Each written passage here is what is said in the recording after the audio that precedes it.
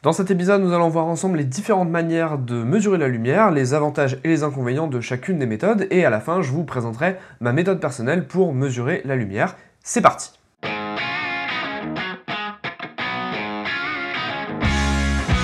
Avant de commencer, je tiens quand même à préciser que les méthodes dont je vais vous parler ici servent uniquement à régler le triangle d'exposition, c'est-à-dire à avoir le réglage d'ouverture, le réglage de vitesse et le réglage d'ISO, ou alors la sensibilité du film à utiliser. Je vous invite d'ailleurs à avoir bien en tête le principe de fonctionnement du triangle d'exposition et savoir que si on ouvre plus, il faut qu'on ait une vitesse d'exposition qui soit plus rapide, bref, ce genre de choses. Si jamais ça vous est inconnu, n'hésitez pas à me le mettre en commentaire et je vous mettrai un lien pour vous trouver une petite vidéo explicative sur le sujet. La première règle s'appelle la règle Sunny 16 en anglais ou la règle des F16 en français. Cette méthode consiste de partir d'un postulat de base où en réalité vous avez une situation lumineuse donnée, donc par exemple en plein soleil, et en gros ces réglages en plein soleil vont être fixes. Vous allez avoir toujours une ouverture à f16 avec un couple vitesse ISO qui va être à 1 centième, donc en général à 1 125e puisque c'est la vitesse la plus proche, et ISO 100. A partir de là, selon le temps que vous allez avoir face à vous, vous allez utiliser différents réglages où vous allez faire varier l'ouverture et éventuellement la vitesse et la sensibilité ISO si jamais l'ouverture sélectionnée ne vous convient pas. Pour reprendre un exemple très concret, vous vous situez maintenant avec un temps ensoleillé certes, mais quand même nuageux, donc la luminosité est un petit peu moins importante, et là vous pouvez tout à fait vous permettre par exemple de descendre à F11. La règle fonctionne comme ça, et si par exemple, à F11, vous n'avez pas envie de vous situer à cette ouverture et vous voulez shooter à F5.6, il y a 2 diaphes de différence entre F5.6 et F11, et donc du coup vous allez pouvoir compenser en augmentant votre ISO ou en augmentant votre vitesse à 1 500e par exemple. Cette règle est particulièrement utile si jamais vous n'avez absolument rien pour mesurer la lumière autour de vous, sachant que c'est pas vraiment le cas de nos jours, mais j'y reviendrai un petit peu après. Après, cette technique est quand même assez rapide, c'est-à-dire que vous apprenez globalement 5-6 situations de lumière avec les ouvertures correspondantes, en gardant bien en tête que en plein soleil vous êtes à F16, et après en fait vous jouez juste avec les paramètres du triangle d'exposition et ça suffit pour faire une exposition à peu près correcte sur votre photo. Le seul problème c'est que cette méthode n'est pas très précise si jamais vous voulez avoir justement une information plus précise en termes d'exposition. Vous êtes sur une situation de lumière compliquée par exemple, ou quelque chose qui ne rentre pas vraiment dans les 5-6 situations typiques que vous pouvez rencontrer, et là vous êtes piégé. Un des moyens de vous sortir de cette situation un petit peu plus complexe, c'est d'utiliser votre œil. C'est ma deuxième méthode pour mesurer la lumière, c'est bien votre œil. Les photographes expérimentés connaissent bien ça. En général, quand vous avez l'habitude de photographier, que ça fait un moment que vous faites de la photographie, ou alors que vous avez l'habitude de shooter dans certaines conditions lumineuses, à certaines heures de la journée, dans certains endroits, etc., vous savez que vous allez toujours retomber sur les mêmes réglages, ou que du moins une situation lumineuse similaire va comporter la même quantité de lumière, et donc vous allez pouvoir à peu près réutiliser la même chose. Vous aurez donc compris que le seul inconvénient de cette règle, c'est qu'elle prend du temps, mais quand vous aurez fait suffisamment d'images et que vous aurez shooté sous différentes conditions de lumière, vous serez capable, naturellement, même des fois inconsciemment, de voir que en fait, une scène comme celle qui est devant vous nécessitera tel ou tel réglage.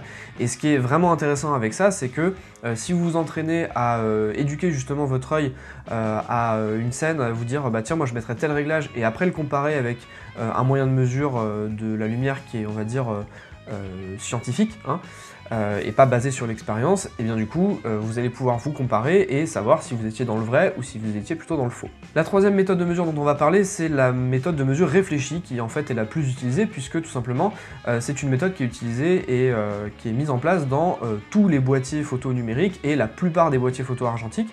Ça consiste simplement en une cellule qui est dans le boîtier et qui mesure la lumière réfléchie de votre scène.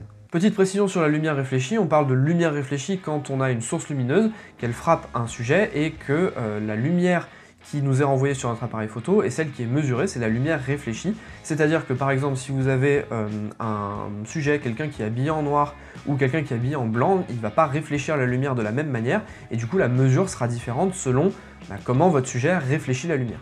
L'avantage de cette méthode, c'est que bien sûr elle est rapide et la plupart du temps relativement fiable. Alors après, elle n'est pas infaillible non plus, puisque sur certaines situations bien typiques comme le contre-jour par exemple, vous allez vous retrouver avec une mesure la plupart du temps dans les choux, à moins de faire de la compensation d'exposition. Le principal inconvénient que je trouve à cette méthode en réalité, c'est juste le fait qu'elle vous donne trop d'automatisme. En fait, elle fait trop de choses pour vous, et si vous n'avez pas conscience de comment fonctionne la lumière sur une scène donnée, et bien du coup ça peut juste rien vous apprendre en fait. Ça va faire la mesure de lumière, mais vous n'aurez pas vraiment ce que vous voulez. La quatrième méthode consiste à utiliser une cellule déportée ou ce qu'on appelle plus communément un posemètre. Contrairement à la lumière réfléchie qui est utilisée dans les cellules intégrées de nos appareils photo, cette méthode permet de mesurer la lumière incidente, c'est-à-dire la quantité de lumière exacte qui arrive d'une source lumineuse sur un sujet.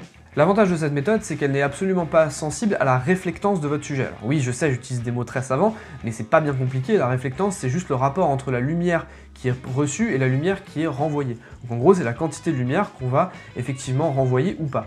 Là, il n'y a pas du tout cette question à se poser, puisqu'en fait, on va juste prendre la lumière de la source lumineuse et pas la lumière réfléchie du sujet. Le seul véritable inconvénient d'une cellule avec une lumière incidente, c'est que on va pas pouvoir aller mesurer la lumière à des endroits lointains. Typiquement, si vous avez des sujets comme pour de l'animalier ou de la photo de sport ou de la photo de paysage, vous n'allez pas aller vous amuser à mesurer à, je sais pas, devant la tête du cerf ou devant la montagne qui est à 3 km quoi.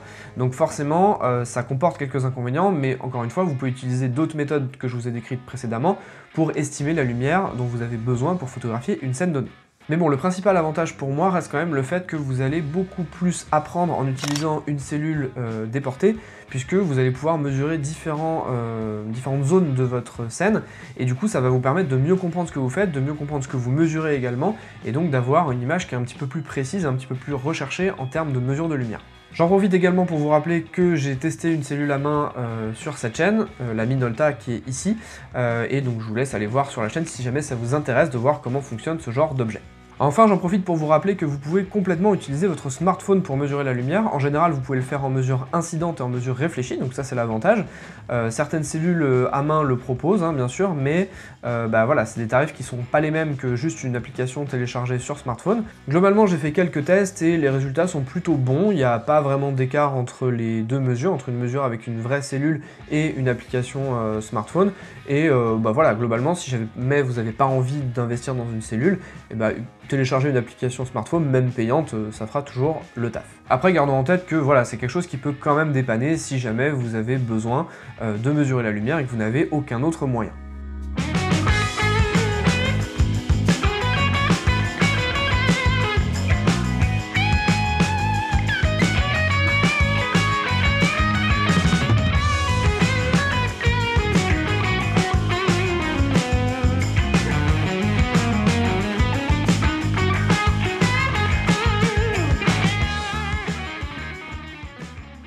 Avant de terminer cet épisode, j'avais quand même envie de vous parler de ma méthode personnelle que j'utilise pour toutes mes images, et grosso modo, elle utilise trois composantes: l'utilisation d'une cellule à main ou d'un posemètre, mon œil de photographe, et également la connaissance des pellicules que je peux avoir, puisque oui, je shoote majoritairement et exclusivement avec de la pellicule, et donc c'est important de connaître aussi comment va réagir son film. J'utilise depuis plus d'1 an maintenant une cellule à main, et je dois dire que je n'y ai trouvé que des avantages. Comme je vous le disais sur l'explication de la méthode en mesure incidente, j'ai vraiment appris à utiliser cette cellule et appris à mesurer la lumière avec ça.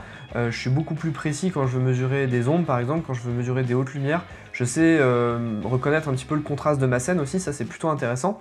Et globalement, je suis vraiment satisfait de cette manière de shooter. Et en plus, je ne suis absolument pas dépendant de la cellule interne de mon boîtier, qu'elle ne fonctionne pas ou qu'elle fonctionne, peu importe, de toute façon, je vais mesurer la lumière avec un posemètre, donc la question, je me la pose même pas. Et du coup, je vous le disais juste avant, vu que ça a éduqué mon œil, ça m'a permis aussi d'avoir un regard un petit peu plus critique sur les mesures que je pouvais faire.